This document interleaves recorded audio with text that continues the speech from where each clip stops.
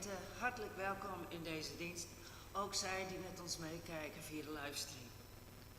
De bloemen gaan als groet van de gemeente naar Matti Kramer in Blomkamp. De eerste collecte is bestemd voor Werelddiaconaat Pakistan. Vak training voor jongeren. De tweede collecte is bestemd voor de kerk. Onze organist vanochtend is Menzo Roon. De lector is Ede Bruinsma. En onze voorganger is dominee Hans van der Wal uit Eersel. Ons intogslied is lied 280, de versen 1, 2 en 3. We zingen dit indien mogelijk staande. Dan wensen wij u een gezegende dienst.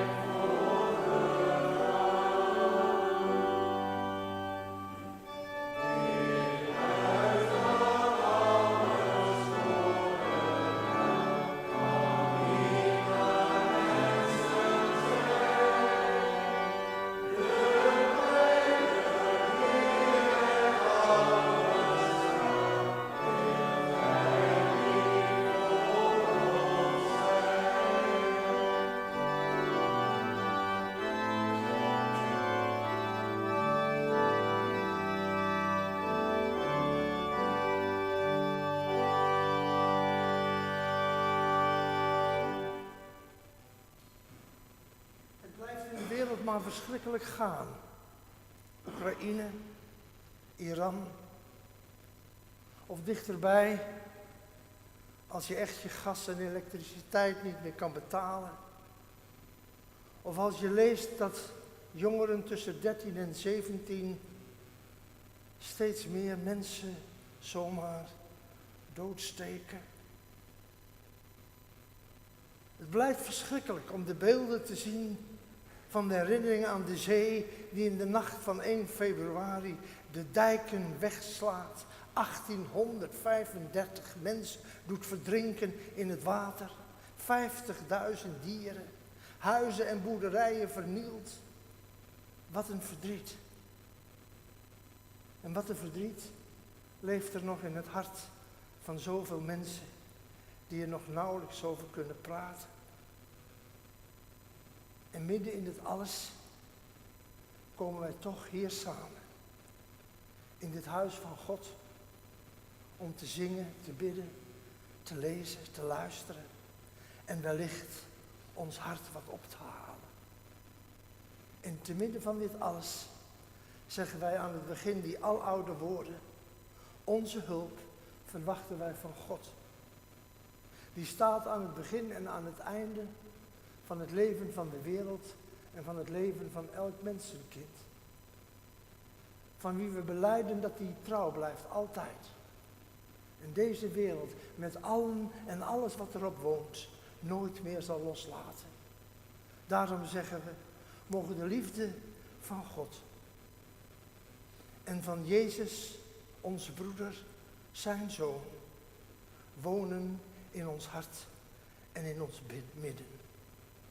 Amen.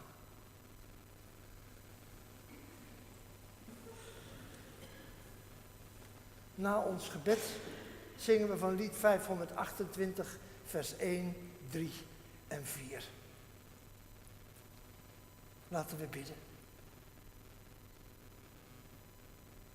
Nog altijd, God, is er te weinig onderdak voor mensen op de vlucht.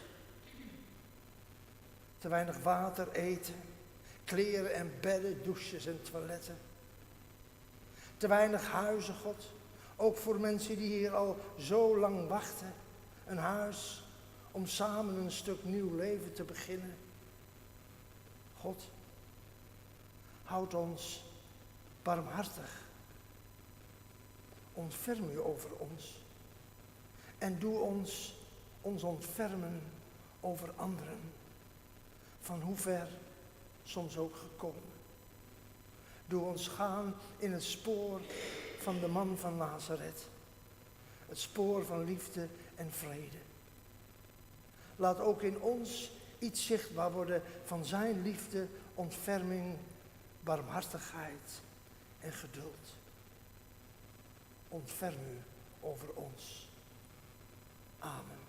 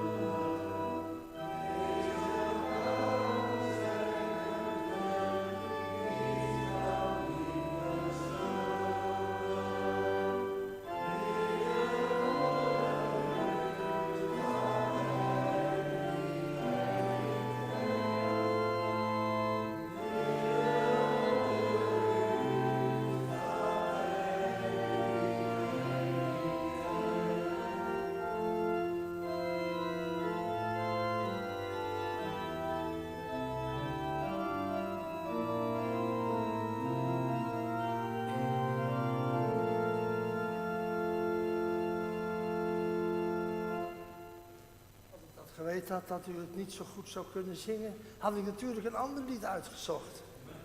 Maar ik wist me nog te herinneren dat het 40 jaar geleden ook al niet gekend werd. Maar ik dacht, in die tussentijd hebben ze dat wel een beetje geleerd. En het heeft zo'n mooie tekst, vind ik. Maar ja, zal de voortaan nog prettig, ik zal die oude liedjes wel nemen. Die u allemaal kent. Daar ruist langs de wolken.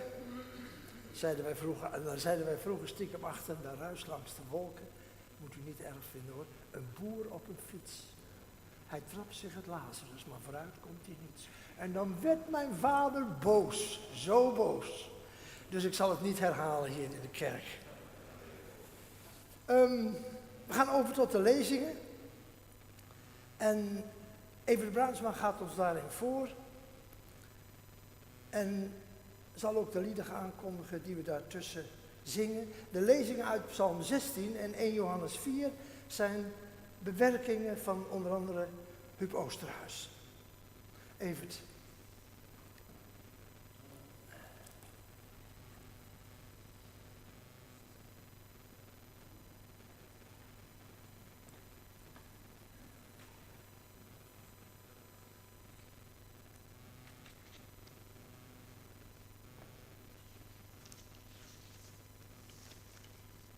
Hoor dan nu naar het woord van de Heer uit Jesaja 32, vers 1 tot en met 8. Een koning zal rechtvaardig regeren en leiders zullen leiden volgens het recht. Ze zullen zijn als een beschutting tegen wind, als een schuilplaats tegen een stortbui, als waterstromen in een dorre streek, als de schaduw van een machtig rots en van een uitgedroogd land. Ogen zullen niet langer blind zijn, oren luisteren weer aandachtig. De onbezonnen geest verwerft kennis en inzicht. De tong van storteraars spreekt vloeiend en vlot.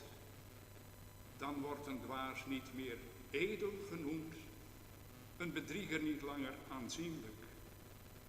Want een dwaas spreekt dwaas en zijn hart brengt slechtheid voort. Hij handelt goddeloos en hij lastert de Heer.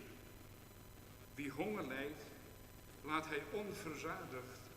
De dorstige geeft hij niets te drinken. Een bedrieger kiest valse middelen. Hij beraamt snode plannen en tracht door leugens rond te strooien de verdrukte in het verderf te storten. En de zwakke die zijn recht bepleit. Maar een edel mens zint op edele daden. Hij zet zich in voor al wat edel is. Psalm 16, vers 9 tot en met 11 in een bewerking van Huub Oosterhuis. Gelezen heb ik wat geschreven staat, mij toevertrouwd aan onbewezen woorden. Gij laat mijn ziel niet aan het dodenrijk. Gij laat uw geliefde het bederf niet zien. Wegen ten leven hebt gij mij doen kennen. Niet voor de afgrond hebt gij ons gemaakt. Geschreven staat uw naam, ik zal er zijn. We zingen lied 72, vers 4.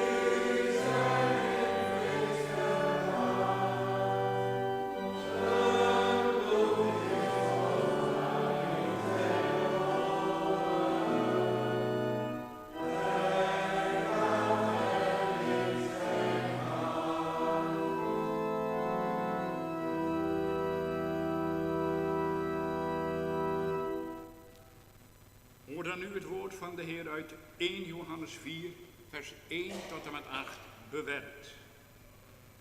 Lieve mensen, zusters en broeders, laten wij elkaar lief hebben, want de liefde komt uit God voort. Ieder die lief heeft, is uit God geboren en kent God. Wie niet lief heeft, kent God niet, want God is liefde. Niemand heeft God ooit gezien.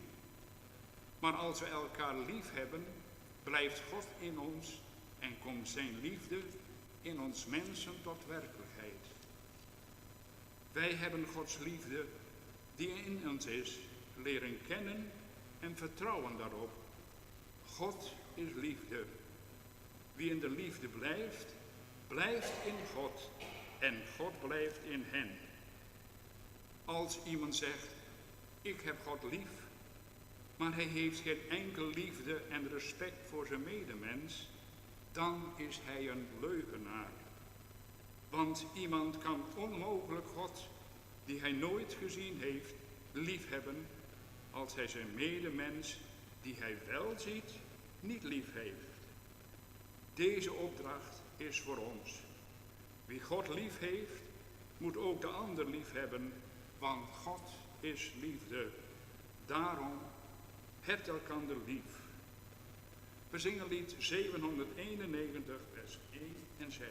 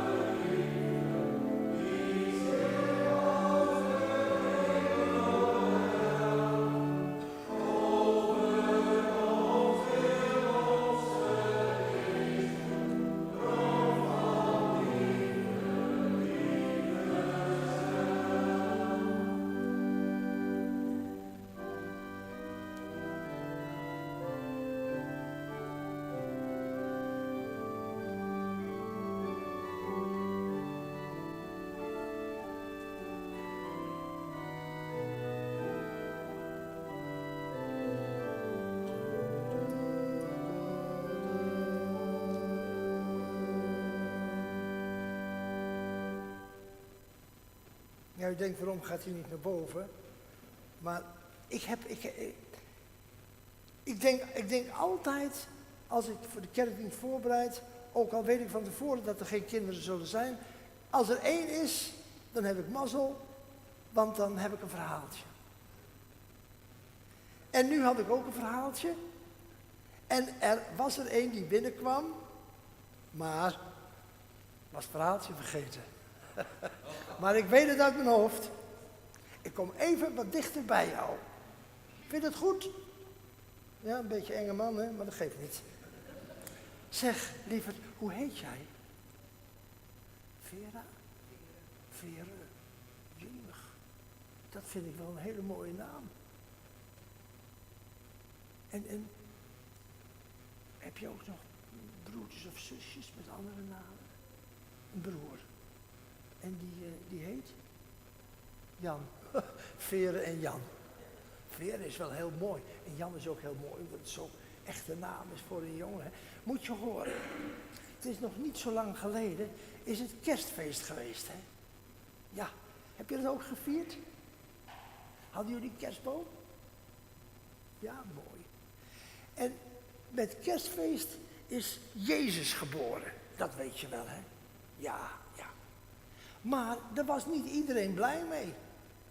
Want er was toen een koning in dat land waar Jezus werd geboren. Die heette Herodes. En die vond het helemaal niet leuk. Want mensen dachten, die Jezus, dat wordt later een hele goeie. Iemand die goede dingen doet. En dacht die koning, ja, dan zal die mij wel willen verdrijven.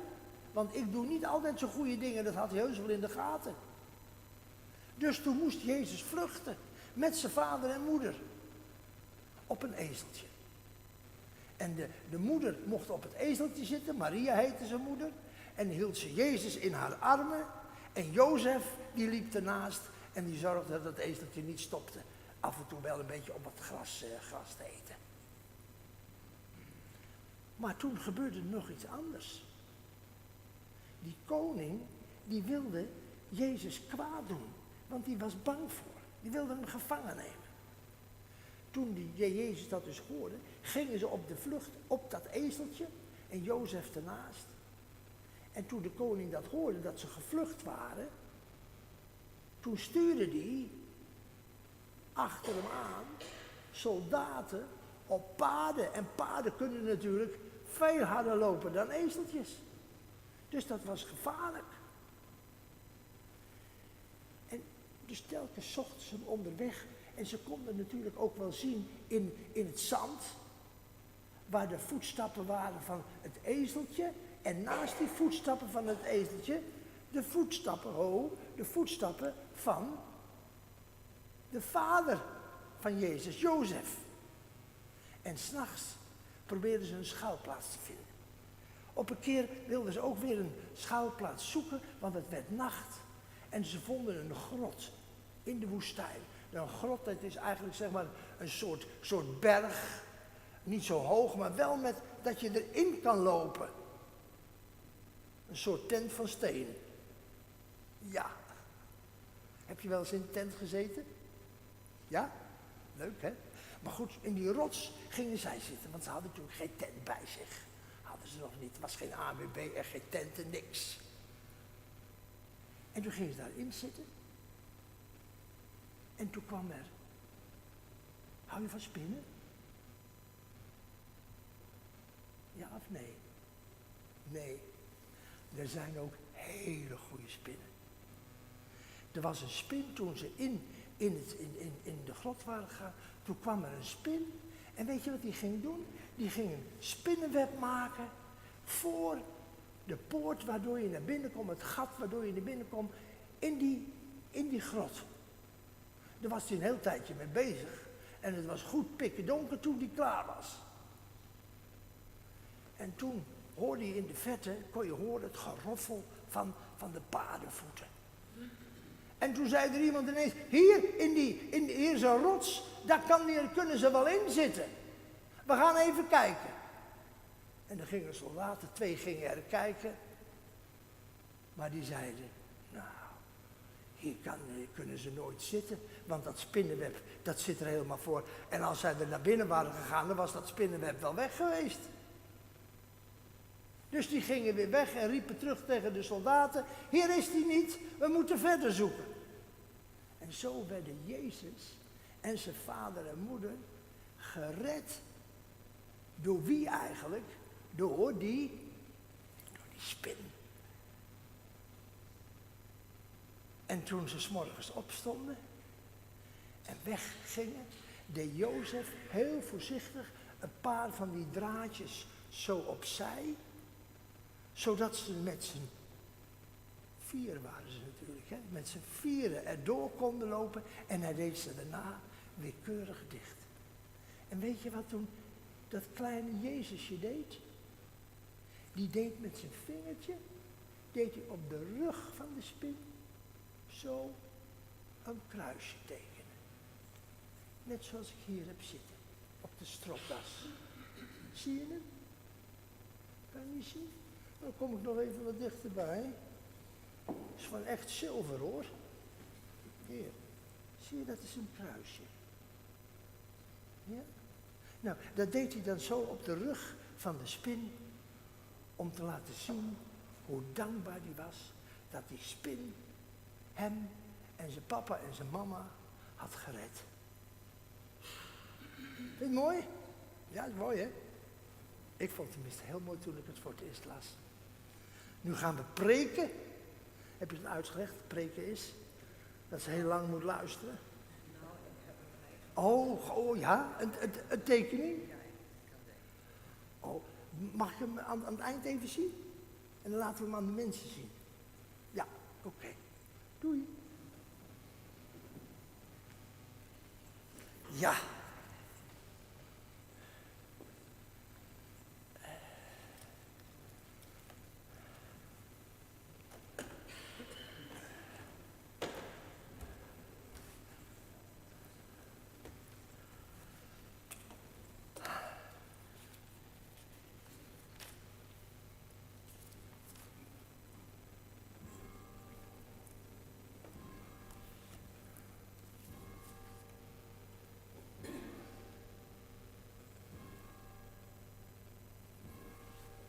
Ik wacht even op de klok.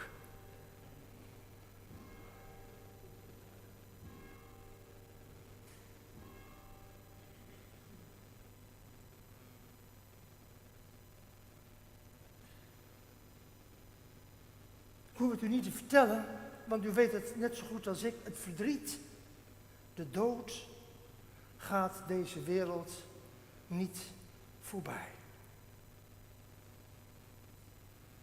En ik sprak in Eersel, bij de kruidenier daar, sprak ik een man die ik wel vaker had gezien in de kerk, maar die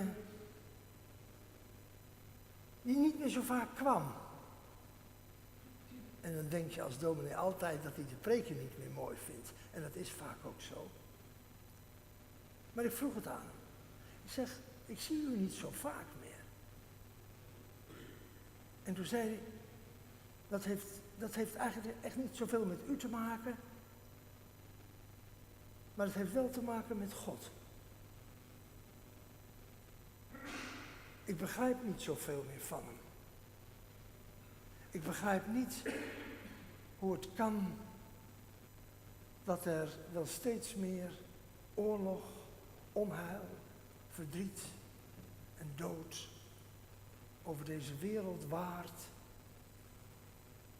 En als dan God bestaat, hoe komt dat dan? Want ik heb vroeger geleerd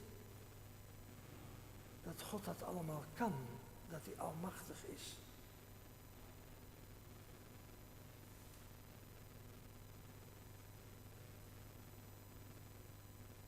Ik ben vast niet de enige, denk ik.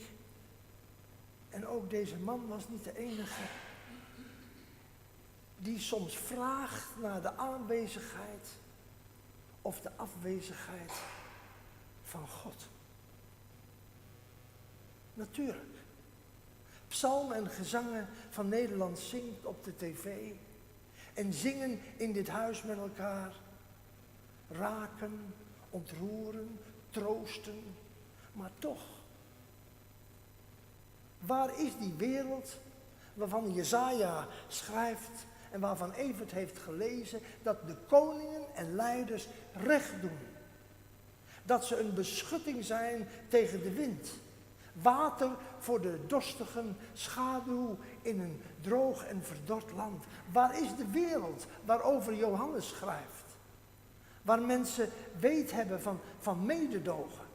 Van dat er mensen zijn die anders zijn dan jij, maar daarom niet minder of dommer of stommer. Waar mensen weet hebben van vergeving, van goeddoen, van liefde.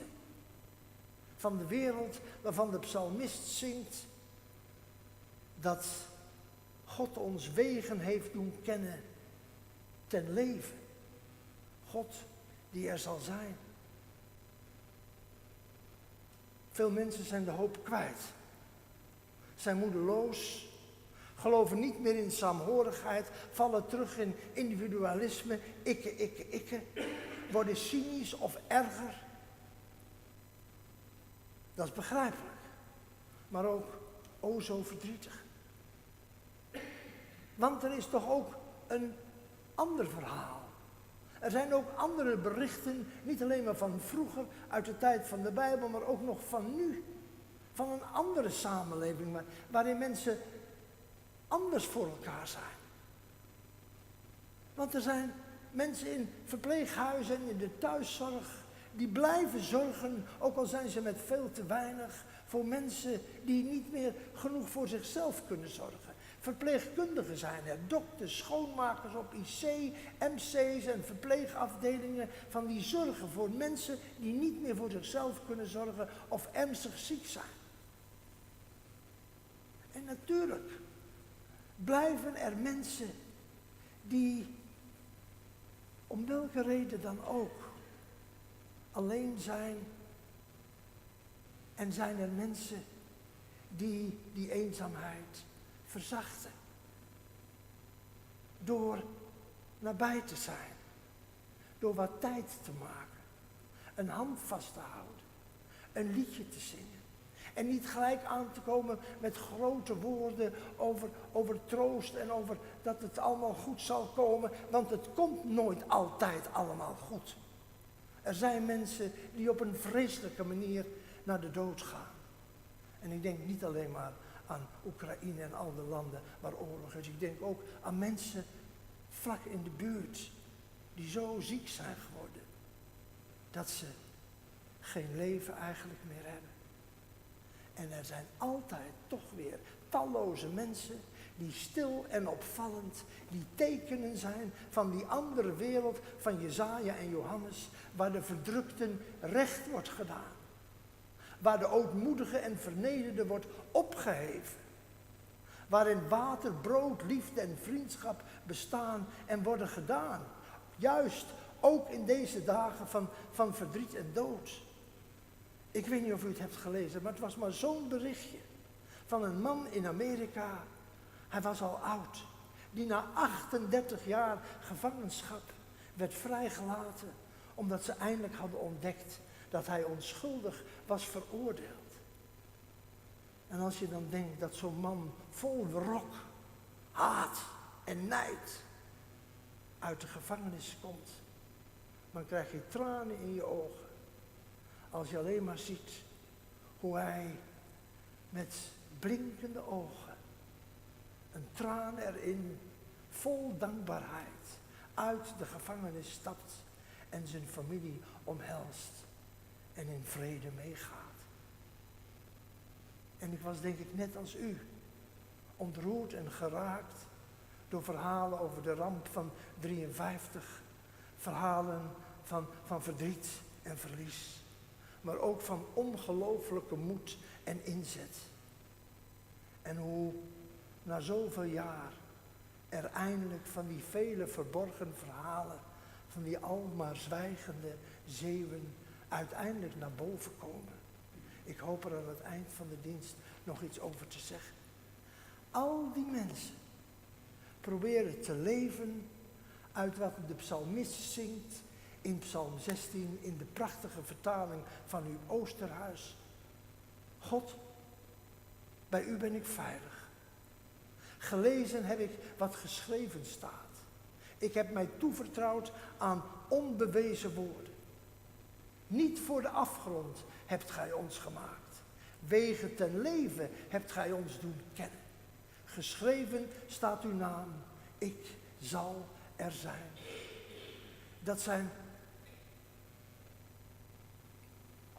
Dat vind ik zo prachtig vertaald door Oosterhuis. Dat zijn onbewezen woorden. Maar ze zijn geladen met de kracht van eeuwenlang doorgegeven hoop tegen wanhoop. Niet voor de afgrond zijn wij gemaakt. Dat zijn geloofswoorden. Woorden van de psalmist en van andere mensen in de Bijbel die zich niet alleen maar laten afschrikken door wat ze dagelijks om zich heen zien, maar die ergens gehoord hebben, de verhalen die hen zijn doorverteld over een God die bestaat, die mensen inspireert en die blijven geloven dat het laatste woord van deze wereldgeschiedenis niet is aan het godenpaar noodlot en toeval, maar aan de naam ik zal er zijn, in liefde, in hoop. Vanuit die hoop is er geleefd door Abraham, door Mozes, door Jesaja, door Jezus. Zo kreeg God de naam ik zal er zijn gestalte in Dominic King, Mandela, Sarah, Rebecca. Talloze naamloze mensen, en u kent ze ook wel. Mensen die stil er altijd weer zijn voor een ander. Vanuit die hoop wordt er nog steeds geleefd. In en buiten de kerken. Hoop tegen wanhoop. En altijd krijgt die naam, God, ik zal er zijn, gestalte in mensen van vlees en bloed. Als mensen vragen of God bestaat, dan zeg ik altijd ja. Want ze kunnen toch niet, aan nee hebben ze ook niks. En dat bedoel ik niet zo cynisch als ik het nu zeg. Maar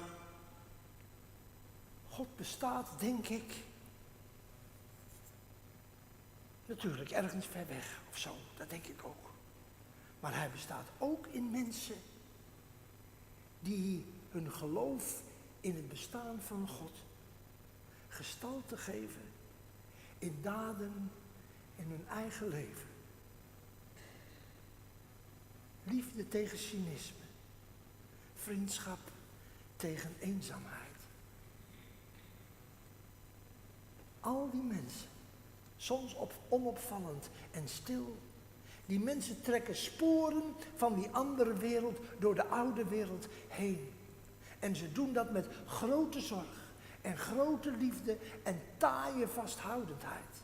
Ze zoeken naar zichtbare gestalten van Jesaja's profetieën.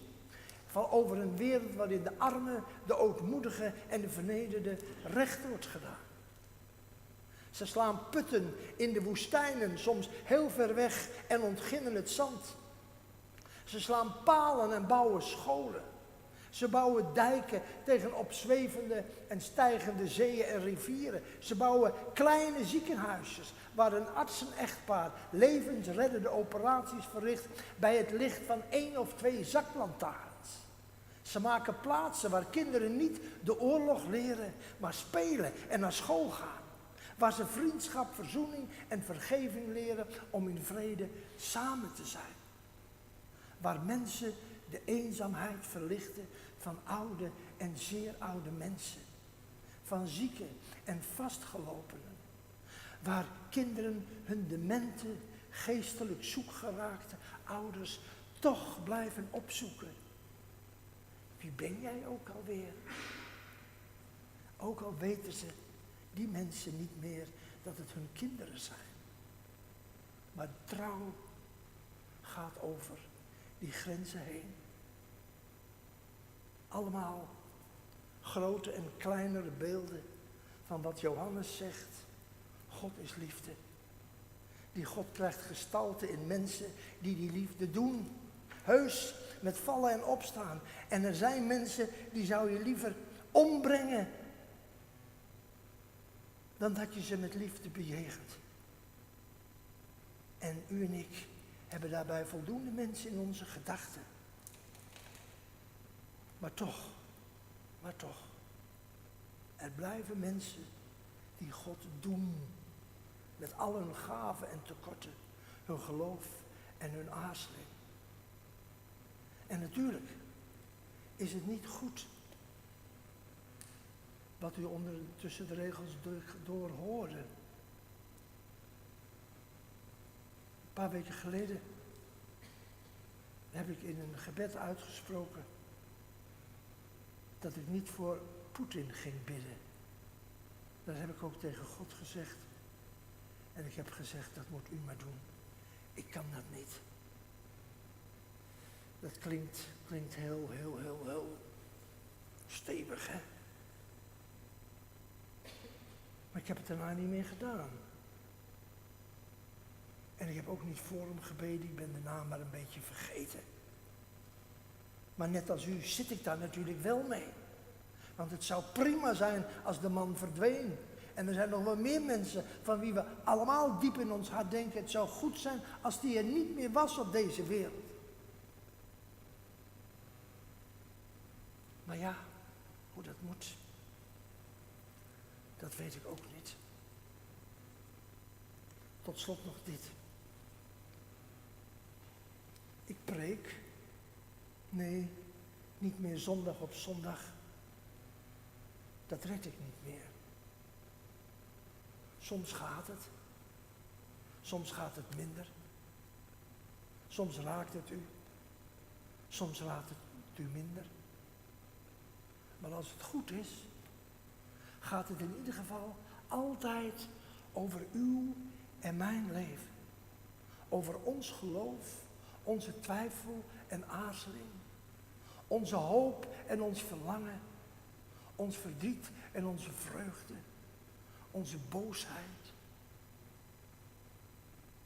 Steeds meer raak ik ervan bewust dat mijn geloven en leven niet iets is wat ik heb geleerd uit boeken. Ja, heus ook uit boeken. Maar veel eer is het gevormd door wat mijn ouders me vertelden. Door de juf van de zondagsschool. De colleges van zeer en minder zeer geleerde professoren, mijn vrienden, sommige collega's, mijn kinderen met hun vragen. Maar vooral ook is het gevormd door contacten met mensen in dagen van rouw en trouw. In de dagen van bitterheid en vreugde. Met mensen die ik tegenkwam in mijn werk in het ziekenhuis. Dat alles en nog veel meer, dat vormt mijn geloof.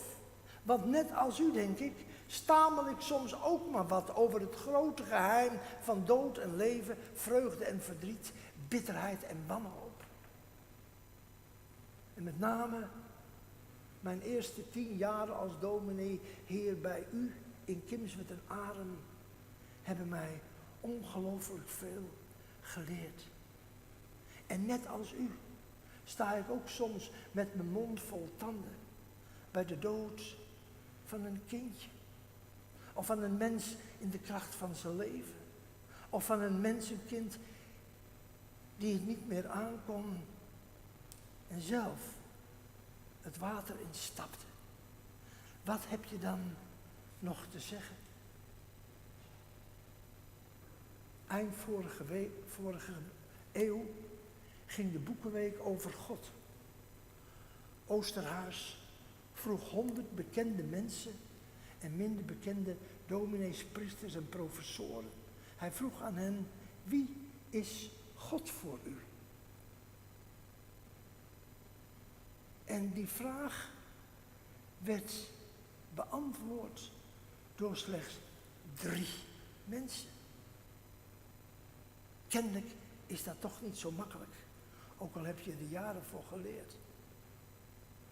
Onder andere was dat Bert ter Schegget. En hij schreef dit.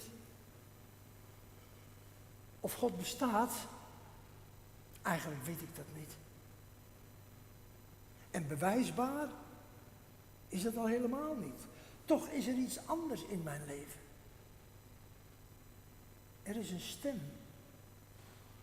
En die stem is enerzijds binnenin mij en anderzijds komt die stem tot mij. Ja, waar vandaan, dat weet ik niet. Maar die stem, hij is er. Op de meest onmogelijke momenten. En ik kan die stem in ieder geval niet vereenzelvigen met wat ik zelf zeg of denk, hoop en vrees. Die stem is niet zo duidelijk. Het is meer een zachte fluistering vanuit een verborgen stilte. Er zijn mensen en er zijn liederen en gedichten, misschien herkent u dat, die je ontroeren. Die ineens zeggen waar jij zelf geen woorden voor kan vinden. Die je rustig maken en stil. Ik kwam op de palliatieve afdeling in het ziekenhuis in Tiel bij een niet eens zo oude mevrouw die daar lag. En ze lag er altijd heel stil en rustig bij. En ik zocht haar elke keer op en sprak er een paar woorden of las iets. Op een dag zei ze, ik vind het heel fijn en heel trouw dat u altijd bij me komt kijken. Maar u hoeft eigenlijk niks meer te zeggen. Want ik weet ergens van binnen dat ik niet nergens heen ga, maar dat er ergens verborgen een kracht, een macht, misschien wel uw God, zei ze erbij, is die op me wacht. Dus u hoeft niet zoveel meer te zeggen. En als u even stil bij me zit, is me meer dan genoeg. Kennelijk is er in dat leven op het eind of al iets eerder een stem gehoord die getuigt van licht. Dat trekt. En die dominee ter Schegert zegt erover, door die beloftevolle stem word ik losgemaakt uit de betovering en omklemming van de bestaande wereld. En gezet in een ruimte van vrijheid. Ik kom in beweging naar vrede, naar recht, naar verzoening, naar vergeving, liefde, naar gemeenschap met andere mensen. Het is een stem die de stilte niet breekt. Zo zacht en zo innig, maar tegelijk onweerstaanbaar. Die bindende stem noem ik, zegt hij. De Bijbel leert mij dat. Die stem noem ik God. En die God is weerloos tegen elke ontkenning, ook die van mij. En dat is goed. Maar hij laat mij niet los. Hij raakt mij, hij bemoedigt en troost mij. Die stem doet mij leven. Leven op Gods adem. Of dat er altijd is? Nee. Maar soms wel. En dan is het weer genoeg voor jaren, dagen, maanden. Mij ontroert dat. In deze taal van de liefde spreken over het mysterie van God. Zingen over wat niet lijkt te bestaan. Een God die liefde is en vrede, verdriet en troost. En die ook in mensen van liefde en vrede tot ons komt. De God van vrijheid en genade. Noem hem herder. Noem hem God die was, die is en die er zal zijn. Noem hem liefde en vriendschap. Noem hem eerste en laatste. Noem hem grond van alle dingen. Noem hem alles in alle. Noem hem adem waarop je leeft. Het kan niet schelen. God van liefde. In mensen. In u en in mij. En wees af en toe met die prachtige dominee ter Schegert even stil en luister. Haal zacht adem en leef op die adem, op de geest van God. Amen.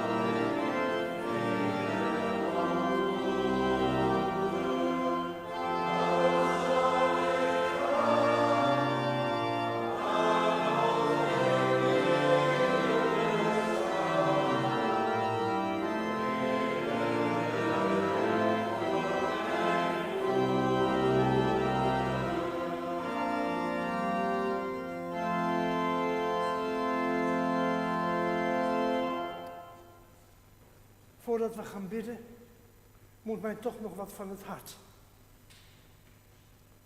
Professor Kuijtert, hij is niet bij iedereen in de met name gereformeerde kerk populair geworden, maar ik heb van die man ontzettend veel geleerd.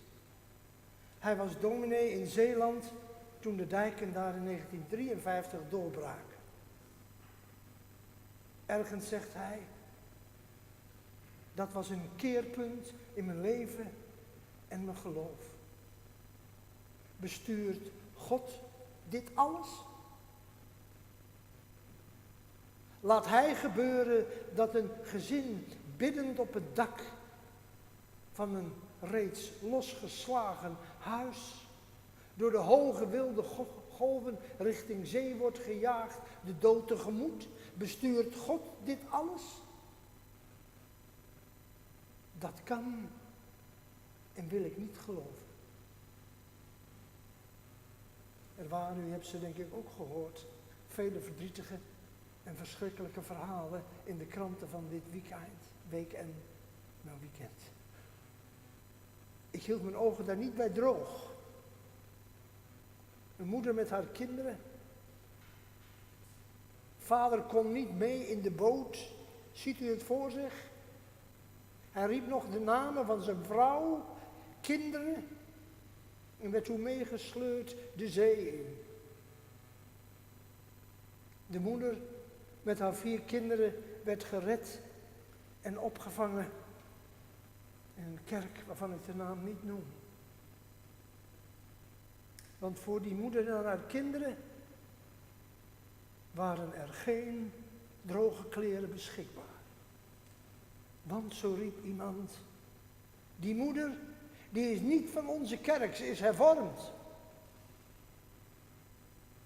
De oudste van die kinderen heeft dit tot het jaar 2007 met zich meegedragen. Pas toen kwam ze iemand tegen wie ze over dit trauma kon praten en het verwerken.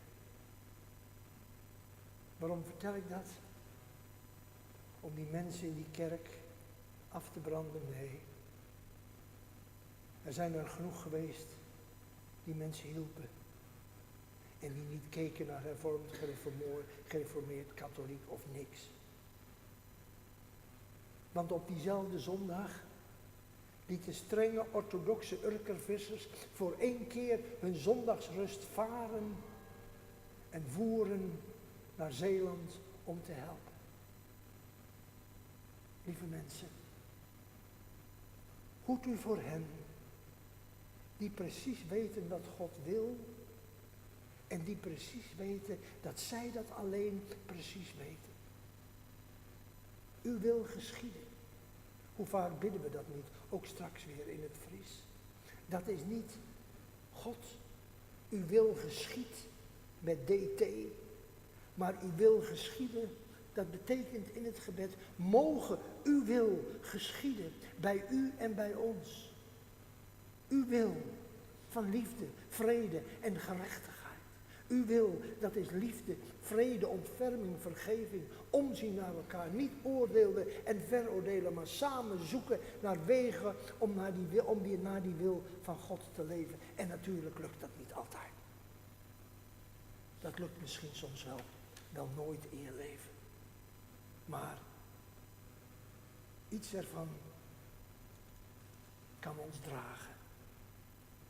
God, die liefde is over al zijn kinderen, met name die in nood zijn. Laten we bidden. En dat eindigen, als ik me goed herinner, met het Friese Onze Vader te zingen met elkaar.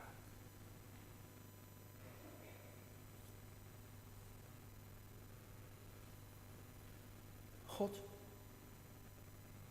voor veel mensen zijn dit dagen van groot verdriet, omdat zij mensen van wie ze hielden verloren aan het woedende water. Er zijn er die het zich nog herinneren als de dag van gisteren. Er wel over willen praten, maar het niet of nauwelijks kunnen. Zo diep is de wond in hun hart. Troost hen. Zend ook mensen met, al is het maar een beetje, troost en nabijheid. Troost ook ons, Heer. Met een lied. Een goede herinnering. Met liefde en vriendschap van mensen. Doe ons uw kinderen zijn. Allemaal verschillend. Ook in onze omgang met u en uw omgang met ons. We bidden u ook voor mensen onder ons. We bidden u voor kapper Wietske. En ik bid u ook voor Wietske van Daan uit Kimswert. Zo ziek. En ik bid u voor mensen wier leven zo'n andere wending nam. Dat hun lijf hen grotendeels in de steek laat. Wil hen troost zijn en nabij. Voor mensen die niet meer weten wie de ander is en wie zij zelf zijn. Die door de ouderdom worden geknakt. En voor onszelf, zoals we hier bij elkaar zitten. Met al onze fouten en feilen, maar ook met al onze hoop. Met al ons verlangen. Om mensen te zijn, samen met elkaar. Ik bid u voor de kinderen. Voor Vere en haar broertje Jan. Geef dat zij leren dat alles wat op tv te zien is, dat het niet het hart van deze wereld is. Maar dat het hart van deze wereld is dat ze vriendje zijn, een vriendinnetje. Dat ze van mensen en van dieren houden. En dat u een God bent die niet als een boosaardige naar ons kijkt. Maar die ons helpt om in vrede en lief en goed met elkaar te leven. Hoor ons, God, als wij nog even met u praten en tegen u zeggen wat ons na aan het hart ligt.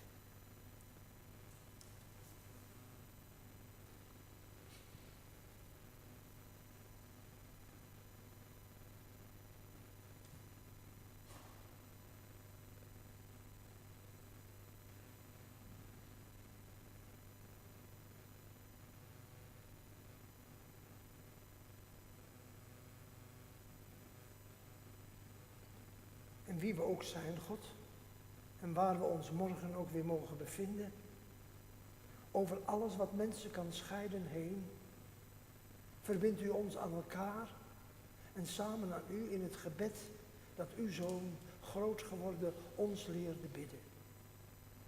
En wij doen dat zingend in de taal van dit prachtige land. God van vier en hein us heit.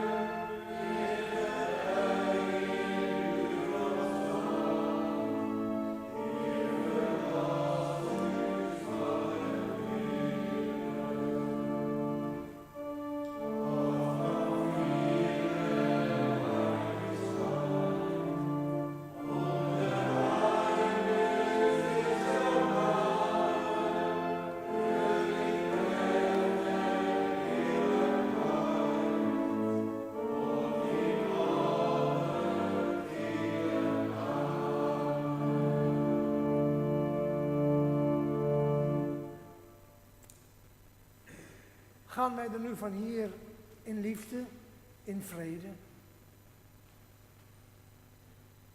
Nadat we eerst ons slotlied hebben gezongen. En dat is lied, de collect ook nog. Ja, het verduidelijkt niet alles, maar wel een beetje dat ik vorig jaar november 80 ben geworden. Dan mag je dat soort dingen af en toe fout doen. Maar goed, betalen nu. Ja.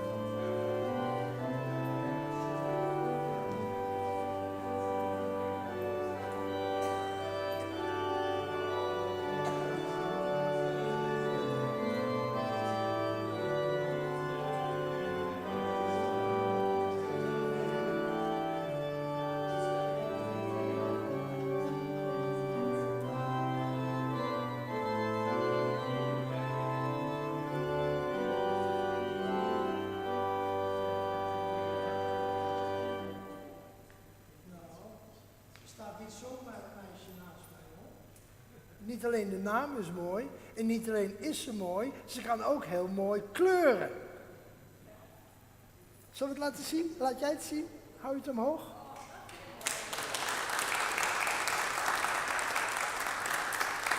Prachtig. En net fluistert bij iemand in het oor dat je bent er een van Jan Munniksma. Ja. Oh, is dat je opa of je pa? Wat is dat? Oh, heet hij ook? Ja, dat is Jan. Maar er is toch ook nog een Paken, hè? Ja. Er is ook nog een Paken, die heet zo. Hé, lieverd. Was fijn om je te ontmoeten. Dag. Alles is gebeurd. Ik kan nu een slotlied doen, hè? Het is een beetje laat, maar ach. U bent ook zo vroeg begonnen. Wij zingen ons slotlied, lied 425.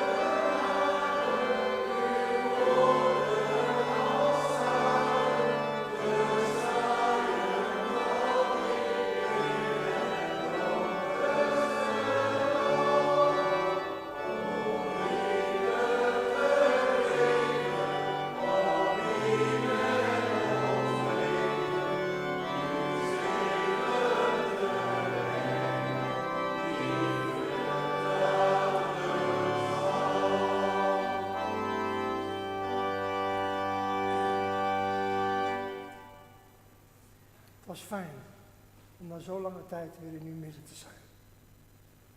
Gaan wij er nu van hier in vrede. En opdat wij tot zegen zijn voor elkaar. Daartoe zegent ons de goede God. De Heer zegent u en hij behoedt u.